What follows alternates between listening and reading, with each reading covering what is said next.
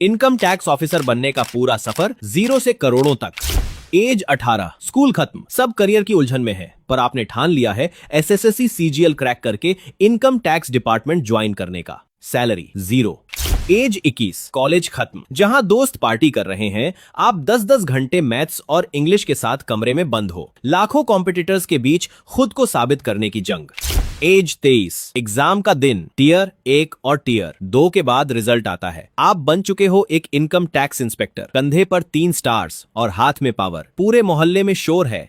As 24, training time, DTI direct taxes institute में discipline और raids की ट्रेनिंग। अब आप एक आम लड़के से एक वर्दी वाला ऑफिसर बन चुके हो। सैलरी 75,000 से ज्यादा और सरकारी रुतबा। एज 32, प्रमोशन का वक्त, कुछ सालों की शानदार सर्विस के बाद आप इंस्पेक्टर से बन जाते हो इनकम टैक्स ऑफिसर, आईटीओ। अब आपके पास असेसमेंट की बड़ी पावर्स हैं। सैलरी 1,20,000 से ज्यादा।